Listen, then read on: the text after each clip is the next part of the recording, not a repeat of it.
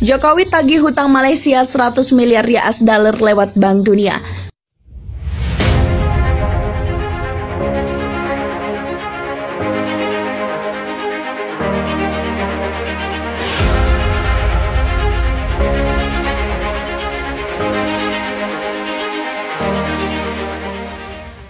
PM Malaysia akan jual lahan hingga pulau demi lunasi utang negara.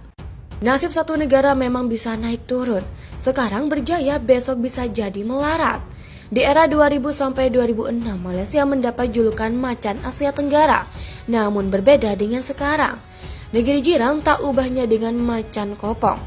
Negeri jiran tak ubahnya dengan macan ompong yang kehilangan taring dan gigi tak berdaya. Pasalnya, negara Malaysia dililit krisis ekonomi, sehingga negara tak mau harus membayar utang yang semakin menumpuk.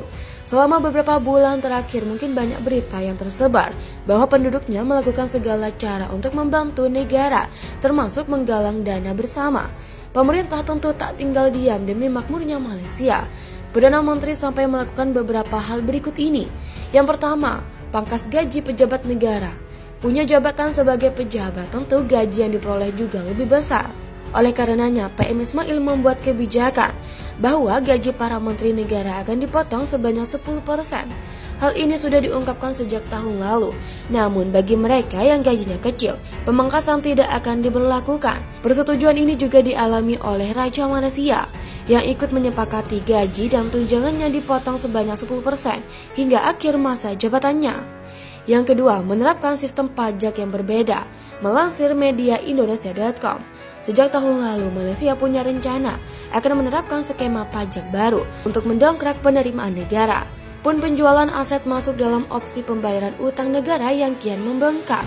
Pajak yang akan diterapkan ini berbeda dari penjualan dan jasa, serta tidak akan memberatkan rakyat menurut PM Malaysia. Uang yang dihasilkan dari pajak akan digunakan untuk membantu pelunasan utang negara yang semakin banyak. Yang ketiga, rencana untuk menjual aset negara. Sebagai orang yang bertanggung jawab atas semua masyarakat di dalam suatu negara, pasti berat sekali berada di posisi PM Malaysia.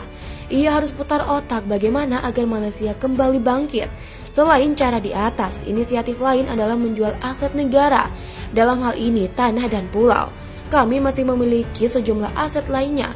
Bahkan kami mungkin jika perlu menjual tanah milik pemerintah, ucap PM Malaysia kepada wartawan di gedung parlemen, melansir CNN Indonesia.com. Tetapi dalam hal ini, Mahathir tetap memastikan bahwa aset milik pemerintah yang akan dijual harus jatuh ke tangan orang Malaysia sendiri, bukan pihak asing ataupun pihak peminjam Indonesia.